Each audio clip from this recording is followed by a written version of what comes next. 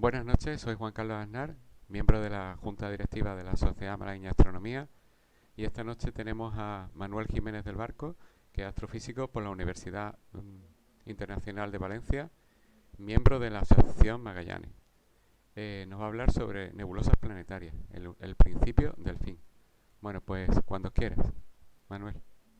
Pues nada, para empezar la charla, os quería primero, antes de entrar en, digamos, la charla en sí, de explicaros todo lo que os quiero comentar sobre las nebulosas planetarias, poner un vídeo hecho casero, digamos, con una aplicación que no sé si vosotros conoceréis, que se llama el World Wide Telescope, que te permite hacer vídeos educativos de astronomía con fondos de diferentes tipos de visión, pues en óptico, en infrarrojo, en ultravioleta.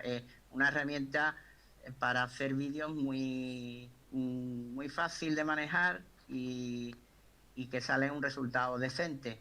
Os paso a reproducir el vídeo y ya después empezamos con la charla en sí.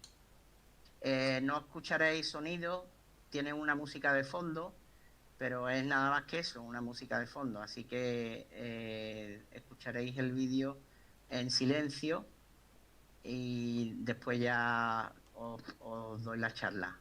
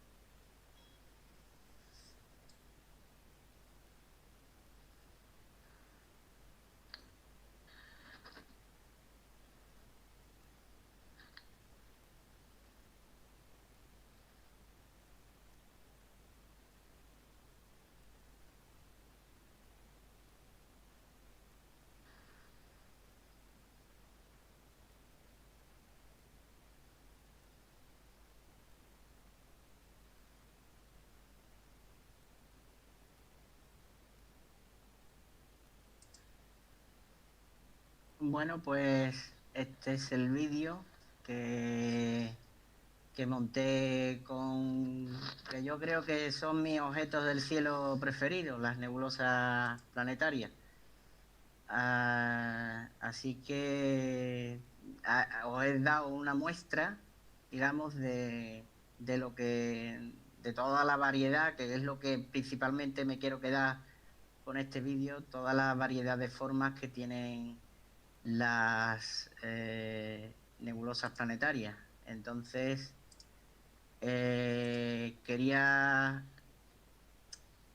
ahora con la charla intentar explicar un poquito por qué salen esta cantidad de formas tan caprichosas, ¿no? Que hay unas ciertas leyes físicas que hacen que tengan estas formas. El tema no está cerrado, evidentemente, hay muchas, se siguen apareciendo por rastreo de cielo profundo, cada vez más tipos de nebulosas, y hay algunas formas que todavía no se saben realmente por qué salen este tipo de formas, y siguen habiendo artículos científicos para explicar los fenómenos físicos que pueden llegar a construirlas así. Os voy a dar al final, este charla va a ser un paseo por este tipo de objetos, y de algunas que tienen explicación, pues darle un significado de por qué salen este tipo de nebulosas. Antes, un poquito de resumen. Las nebulosas planetarias, con el subtítulo del principio del fin, podéis imaginaros, los que sepáis un poquito de astronomía, que son las fases finales de una estrella enana o mediana. Para dar un repaso rápido de qué es lo que le pasa ante a una estrella enana o mediana antes de llegar a esta fase tan espectacular que ofrece esta vistosidad, pues tenemos aquí pues cómo son las fases iniciales de una estrella. Las estrellas nacen de gigantescas nubes de hidrógeno, nubes moleculares que se van fraccionando y ionizando y terminan en las regiones H2 famosas, que partes de ellas, muchas de ellas rodeadas por un gas oscuro que se llaman glóbulos de Bock.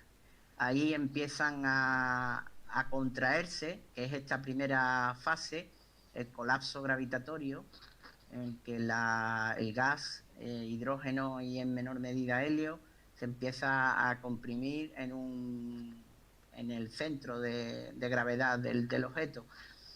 Conforme esta compresión va teniendo lugar, por leyes físicas, pues, principalmente la ley de la conservación del momento angular, no se colapsa en forma esférica, sino que aparece un disco plano en el que se acumula la mayoría del material. Cuando este disco plano en el centro consigue la temperatura suficiente para empezar a las reacciones nucleares, ya nace la estrella, y entonces emite en esos primeros estadios de la estrella recién nacida, suelen emitir unos jets de partículas ionizadas, cargadas, hidrógeno, y que esto favorece la expulsión del hidrógeno, que está en forma polar en las partes del polo de rotación, y aumenta todavía la concentración de este disco plano en el medio. Conforme estas jets en la juventud de las estrellas van desapareciendo, normalmente en la fase T Tauri de las estrellas jóvenes, cuando ya se calman, pues tenemos este tercer gráfico, que es cuando ya está una estrella, digamos, calmada, pero todavía tiene el disco protoplanetario, tiene mucho material, pero ya los cuerpos más grandes metidos en este disco van limpiando su órbita de restos hasta que finalmente en este último estadio, que es lo que podríamos poner ahora el sistema solar, cada planeta ya limpiado de hace muchísimos millones de años su entorno, y quedan solo la estrella central y los planetas. Esta sería la fase de formación. Cuando en la fase estable de una estrella, pues tenemos aquí cómo funciona el interior de una estrella. Este es un diagrama de lo que se llama el proceso protón-protón, la fusión nuclear más común. Las estrellas enanas tienen varias, pero son todos variantes digamos, mínimas variantes de este proceso, en el que al final 4 átomos de hidrógeno se convierten en uno de helio, y por el camino pues van apareciendo radiación, que es lo que permite a la estrella brillar y almacenar este calor tan intenso, aparte de neutrinos que no lo notamos, pero que también son producidos en este proceso. Una vez que la vida estable se desarrolla de una estrella, es cuando hay lo que se llama un equilibrio hidrostático entre dos fuerzas principales. El núcleo de la estrella, en la que se está produciendo los procesos de fusión, emite radiación, y eso genera una presión, lo que se llama presión de radiación. El gas de alrededor del núcleo pretende hincharse, aparece una fuerza hacia afuera, y la gravedad, que siempre trata de contraer a la estrella, a los gases. En esta fase de equilibrio, esas dos fuerzas son iguales y estamos en lo que se llama la vida estable, o normalmente en la secuencia principal de las estrellas. Aquí tenemos una estrella tipo, sería semejante al Sol, con la estructura que suelen tener las estrellas enanas, que son las que al final causan las nebulosas planetarias, con 3 zonas. La zona más interna, como digo, este es el núcleo, rodeado por una zona radiativa que está en amarillo claro, y en el exterior una zona convectiva, ¿vale? Esta sería la estructura de una estrella enana. Una vez que la estrella enana termina su vida estable, empieza su proceso de muerte, y es por ahí viene lo del título de la charla, de el principio del fin, porque el destino final de una estrella que es de este tipo, que es un objeto compacto, antes deja su remanente, que en este caso es una nebulosa planetaria. Los procesos que hay antes de aparecer la nebulosa planetaria os lo muestro aquí en un gráfico, el famoso diagrama HR, en que pone la luminosidad en el eje Y y la temperatura o el color en el eje X.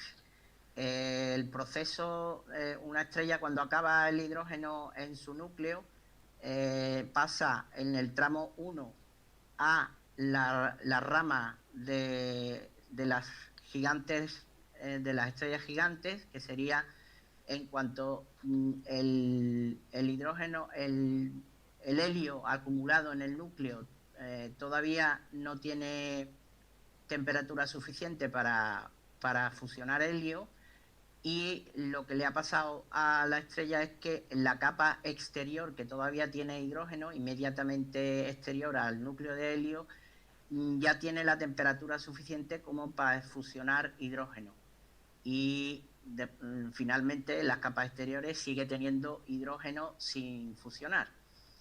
En esta presión, en la de tener el reactor nuclear ya no en el núcleo, sino en una capa exterior, hace que la estrella se hinche, va ganando volumen y va ganando luminosidad. Por eso sube por este tramo 1 que he puesto aquí en el diagrama HR. En el punto 2 ocurre un suceso puntual, que es el flash de helio. El flash de helio es que debido al colapso, porque el desequilibrio de las dos fuerzas anteriores que os he dado desaparece, y entonces la gravedad gana y comprime el núcleo. El comprimir el núcleo hace que suba la temperatura y llega un momento en el que el helio sí se puede fusionar. Pero en las estrellas enanas ese primer fusión de helio es una fusión descontrolada y es lo que llamamos flash de helio. El flash de helio está en el punto 2 y tenemos esta estructura. Tenemos helio en fusión descontrolada, tenemos helio sin fusionar por encima, hidrógeno en fusión más arriba y la capa externa de hidrógeno que no tiene la temperatura suficiente para fusionar en helio. Después pasaría a la fase 3, que coge la rama horizontal de las gigantes, y es cuando ya tenemos el helio en fusión estable, seguido de una capa de helio en fusión flash descontrolada, seguida de una capa de helio sin fusionar, seguida de una hidrógeno en fusión y seguida al final en las capas externas de todavía hidrógeno sin fusionar. Finalmente, en la fase 4, se vuelve a desequilibrar ese equilibrio hidrostático. El helio ya o bien se consume o bien coge la temperatura suficiente como para que el helio sirva de combustible, y entonces por un proceso que ahora veremos se convierte en carbono y tenemos la estrella en esta estructura: un núcleo de carbono seguido de helio en fusión, de una cáscara de helio en fusión, otra de helio en flash, otra de hidrógeno, de helio sin fusionar, otra de hidrógeno fusionando y finalmente la capa externa.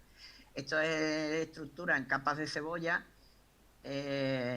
Los procesos que hay en los desequilibrios hacen que las capas exteriores se vayan separando y ya se desliguen literalmente de lo que es la estrella, y aparece lo que estamos ya preveyendo, que es la nebulosa planetaria.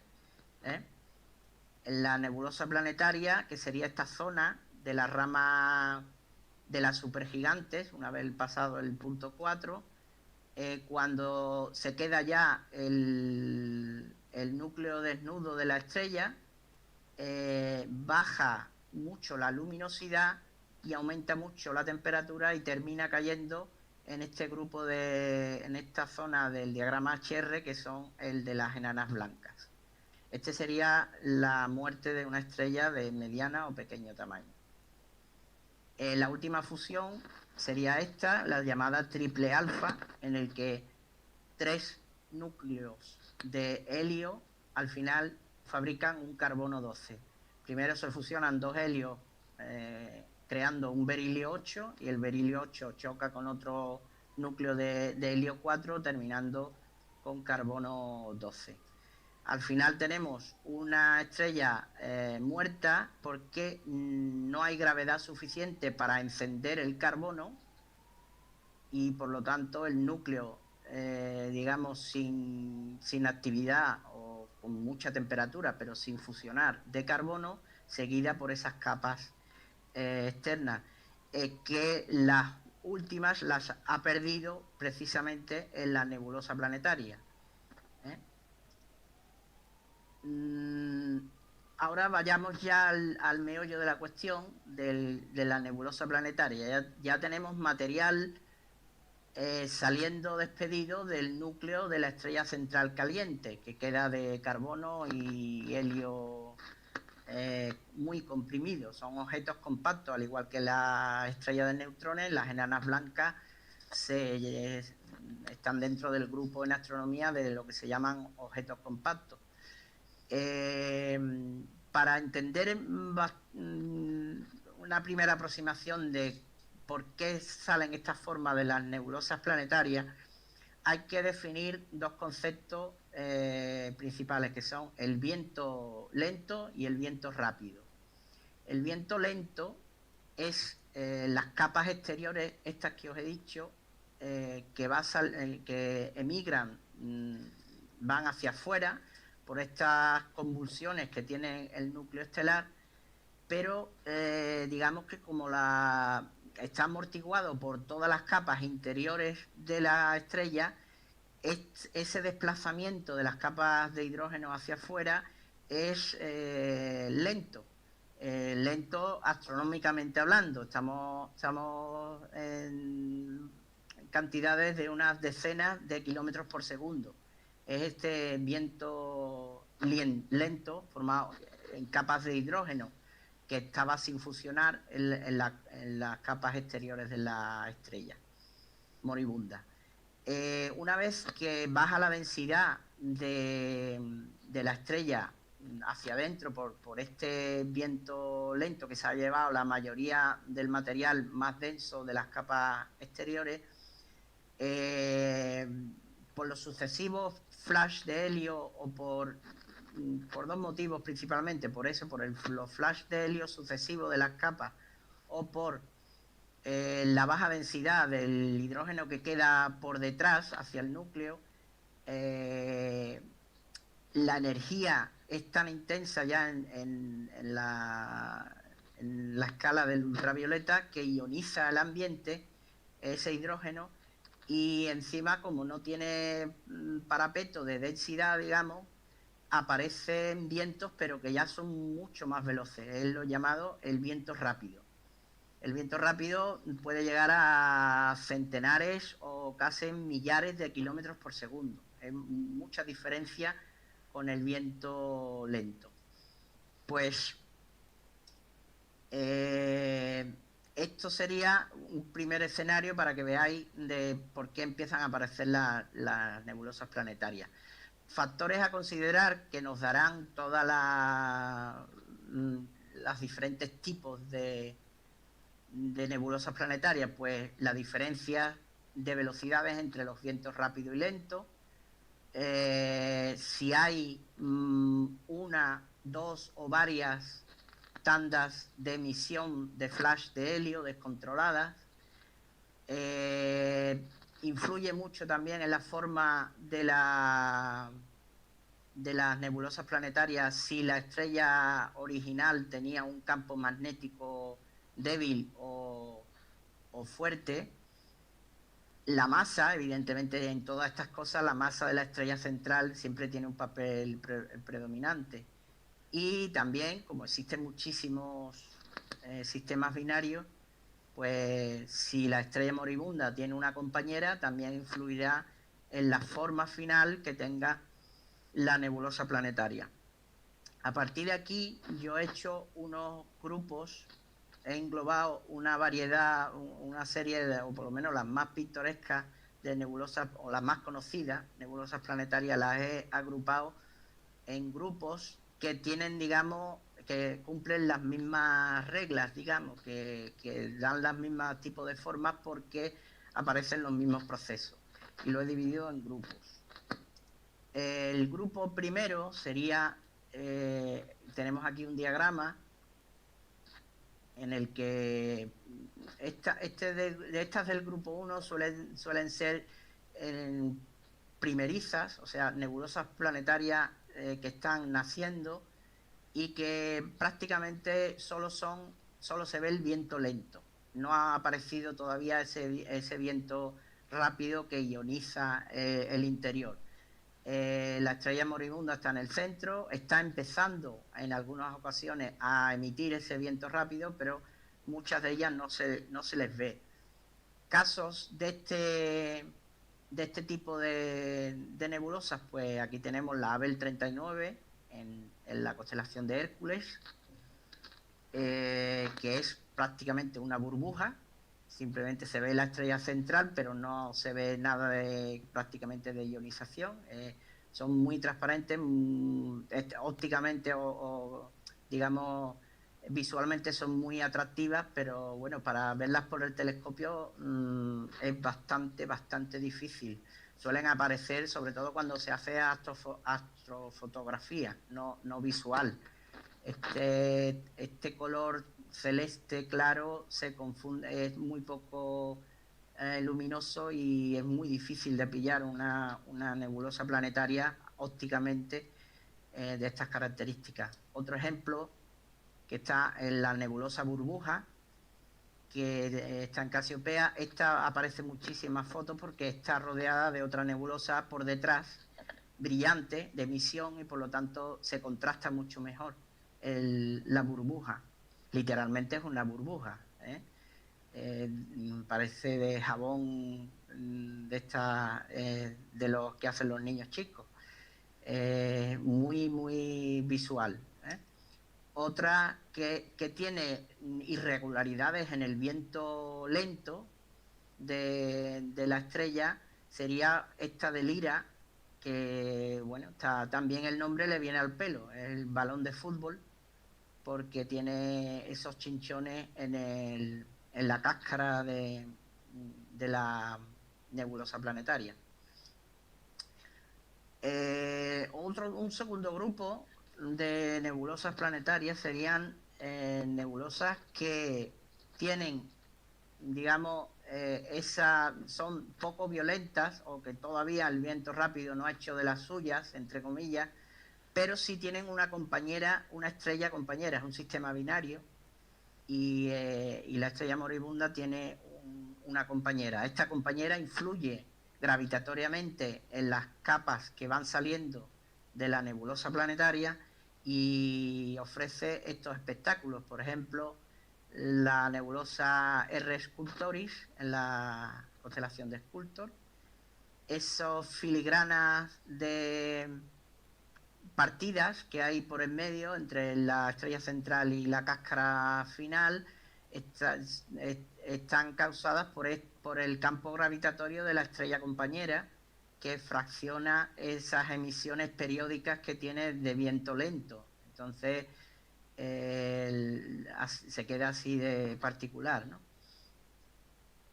Otro ejemplo de esto es la Quotech 455 en la constelación de Cygnus, que ha perdido esa simetría esférica precisamente por la acción gravitatoria de una compañera, de una estrella compañera.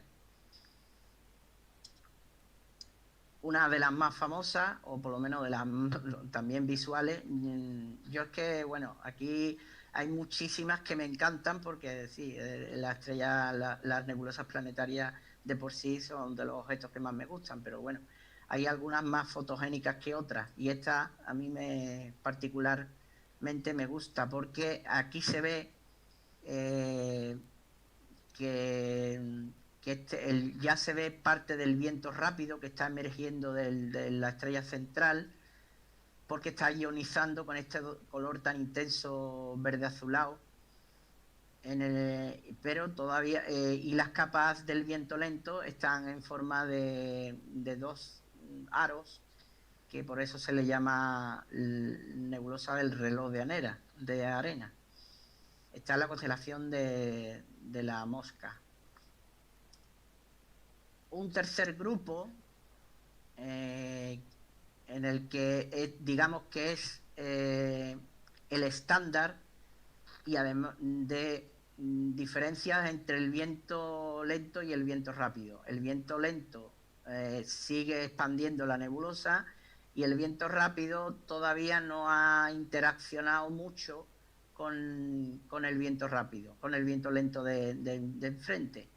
Entonces son las típicas anulares, las anulares de Lira, en el que se nota perfectamente la diferencia entre la capa que está más ionizada del centro, que de color azulón verdoso, y la capa del viento lento, que tiene el típico marrón o rojo del hidrógeno, poco ionizado. El hidrógeno ionizado o muy ionizado ya coge, a mucha temperatura, coge ese color distinto en el centro. Otro ejemplo característico de este tipo de anulares sería el Anillo del Sur, que está en Vela, Muchos de nosotros no podemos ver esta maravilla porque está en el cielo austral. Al que haya tenido oportunidad de verla, pues felicidades, pero bueno, yo todavía lo tengo en el debe. Un poquito más irregular, pero también diferenciándose perfectamente el viento lento del viento rápido, la NGC 2818.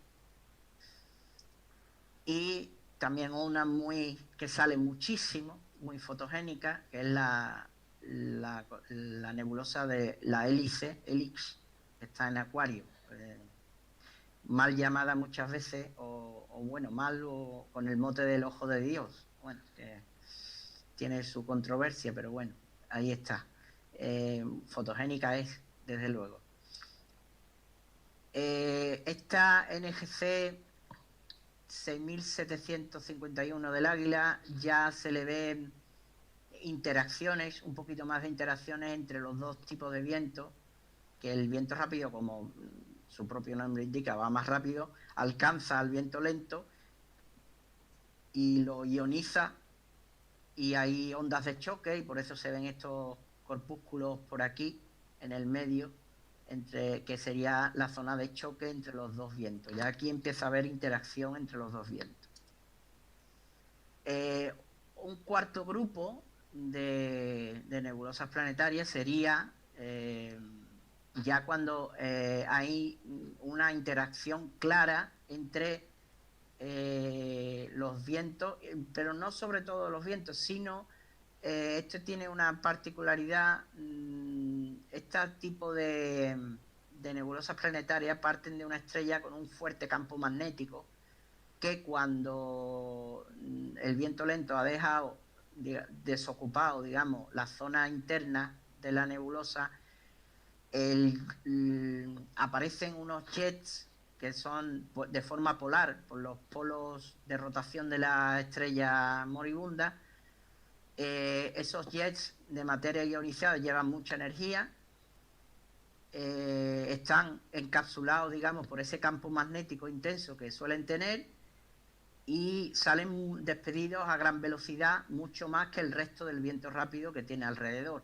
Esos jets, como digo, están muy cargados de energía, y cuando chocan con el viento lento de hidrógeno, ioniza y le salen esos manchas muy puntuales de hidrógeno ionizado, brillante. De ese tipo, un poquito, aquí no se ve tan claro, pero en otros se verá más. Aquí aparecen estos flyers que se llaman de forma polar, diagonalmente opuestos a 180 grados cada uno, que son los choques de los jets con el borde de la nebulosa. Aquí se ve todavía más, en la IC 4593, que está en Hércules.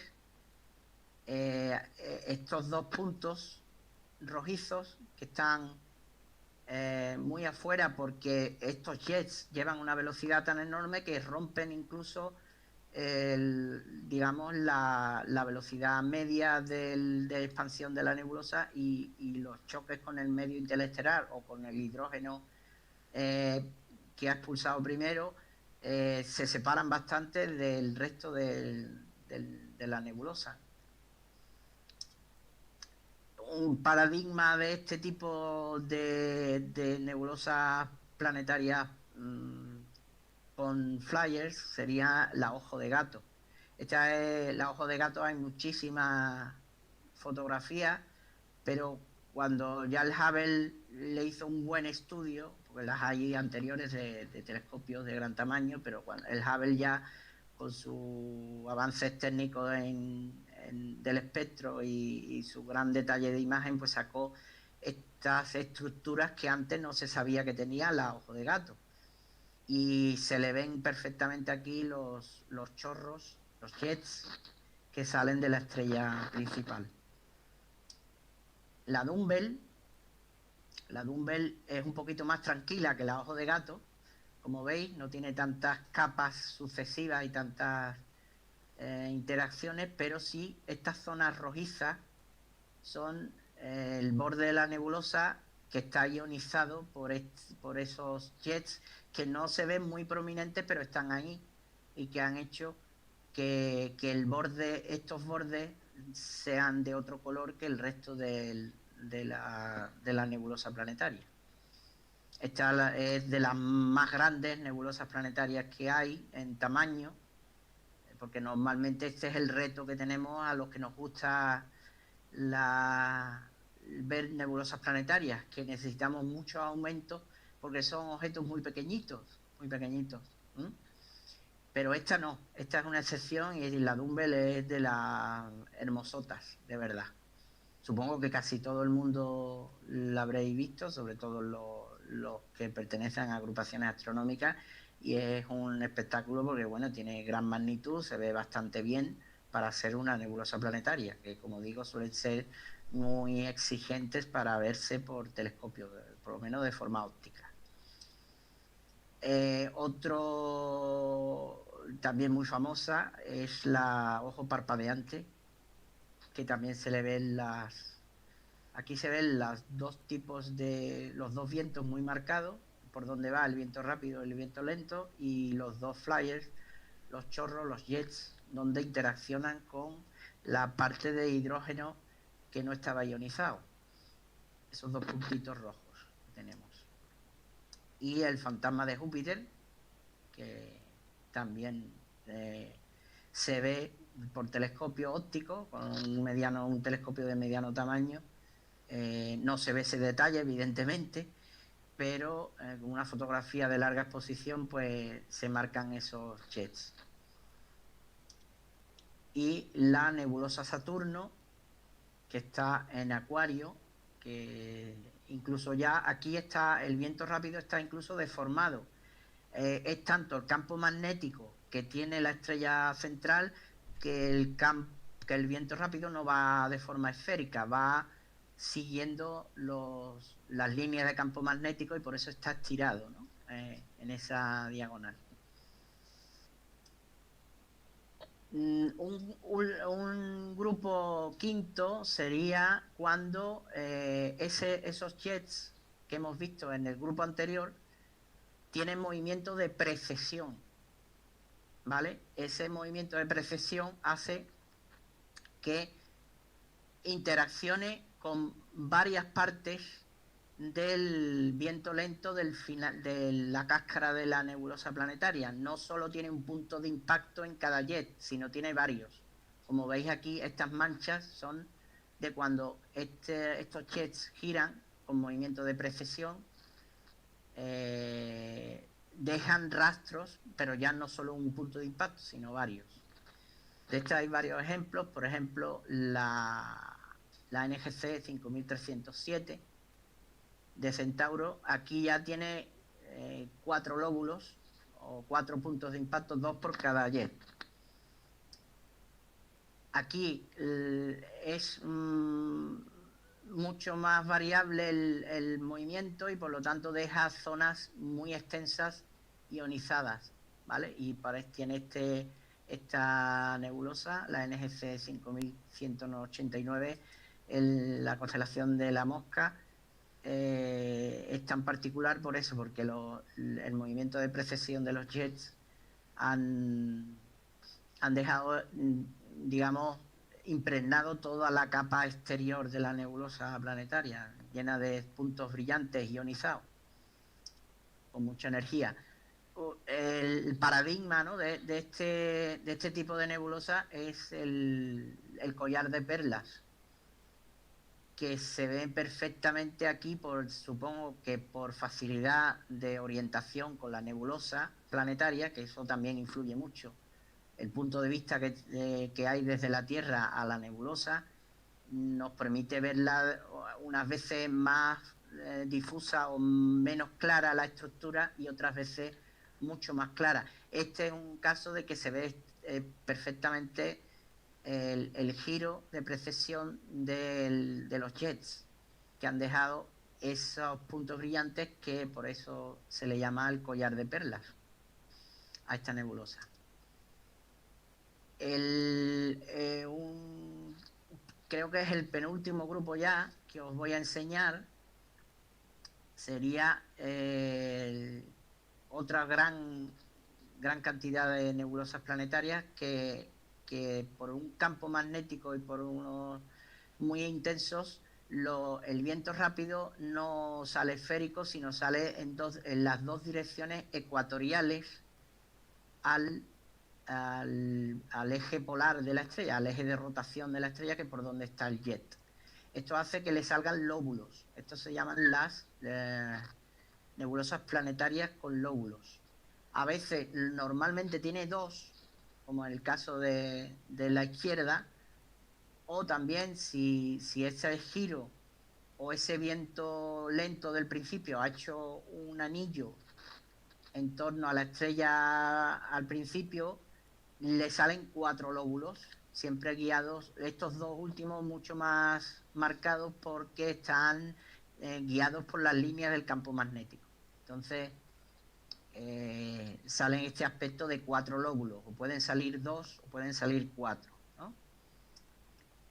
Un caso de este tipo es la nebulosa de Estrella de Mar, que se ve también los diferentes colores de los dos, de las regiones de los dos vientos, pero también se ven esos lóbulos que, bueno, que unos están más marcados que otros, más redonditos, otros están más extensos, pero bueno, tienen esa estructura. Esta otra de 4 lóbulos en Circinus, en el cincel, en el hemisferio austral, en NGC 5315. Cuando el toro del centro está muy marcado, el viento rápido ha salido muy marcado con 2 lóbulos por el eje que le deja libre el toro, digamos, el anillo del... estoy hablando de toros matemáticos, claro, de figuras matemáticas. El anillo del viento lento del principio. Entonces tenemos las muy marcadas bipolares, que serían, que hay muchos ejemplos de estas, y de las más, digamos, bonitas del cielo para mi gusto. Sería la mariposa de monóceros, la boomerang en Centauro, con ese colorido tan impresionante. La NGC 2240 en la constelación de Puppis. Y bueno, una de mis favoritas, que por eso la pongo de portada en mi charla, que es la nebulosa del insecto en Escorpio. Se le ven claramente la estrechez del centro, que por eso la otra también tenía el nombre de boomerang, porque es o diabolo, ¿no? Que para los que tenemos ya cierta edad, pues en nuestra juventud se jugaba con un juguete parecido a esta forma, que era el diabolo, ¿no? Con una cuerda, 2 palillos y un instrumento que era el diabolo. Hay todavía con velocidades mucho más altas del viento rápido o guiado magnético mucho más marcado, tenemos estos bipolares más cerradas, por ejemplo la Heinz C3-401, o esta, la mariposa de Ofiuco, que digamos que tiene los lóbulos muy cerrados, es muy estirada por el tema de probablemente por la intensidad del campo magnético que hace de guía y retuerce, digamos, las líneas de expansión del viento rápido. La nebulosa de la hormiga, que es una pasada, por lo menos para mí, a mí me encanta. Se ven los 2 lóbulos muy marcados, pero después, por efecto del gran viento, de las velocidades que tiene, salen rayas prácticamente horizontales, ¿no? de los lóbulos, por los lados de los lóbulos, y parecen las patas de una hormiga, ¿vale? Un último he querido dejar para el final, No lo mejor, bueno, sí, a ver, hay espectaculares que han pasado ya, pero hay nebulosas planetarias que son, digamos, muy difíciles de explicar el por qué su forma y están todavía pues bajo estudio. Hay muchas de ellas que siguen apareciendo artículos científicos o que literalmente pues no se tiene explicación y algunas ni yo creo que ni se han intentado saber el por qué tienen esta, la llamo rarezas, ¿vale? Estas rarezas pues sería, por ejemplo, cuando el Hubble eh, apuntó a la cara de Esquimal, a la Esquimo Nebula, que al telescopio es bastante brillante e incluso fácil de pillar, pero no se le vio toda su estructura hasta que no se le hizo una foto en condiciones de gran exposición y con gran nivel de instrumentos, y entonces fue el Hubble la que descubrió que la Esquimo tiene esta estructura tan rara, ¿vale? Que puede ser por varias explosiones de helio descontroladas, unida a que zonas del viento lento están ionizadas y por eso salen esos rayones. Es muy, como digo, ya estas están aparte y son muy difíciles de ver, de explicar del por qué salen estas formas, ¿no?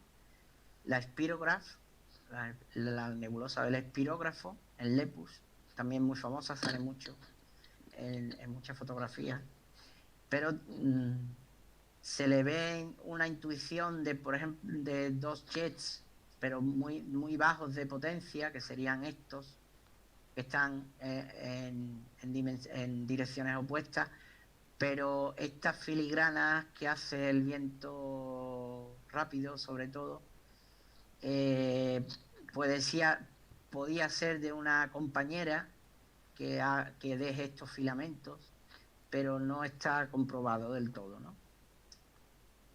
Una de las más raras, las nebulosas del rectángulo rojo en monóceros, tiene esa forma rectangular tan extraña que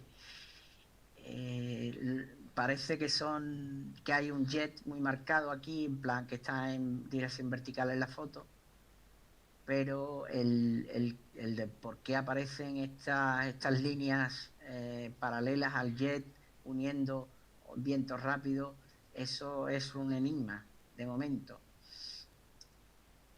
Otra que es también, digamos, se las trae para saber cómo se ha formado, es la nebulosa del huevo, con ese colorido también muy particular. Otra que es fotogénica a tope, pero que es complicado saber cómo ha surgido, es la nebulosa retina, el lupus en el lobo.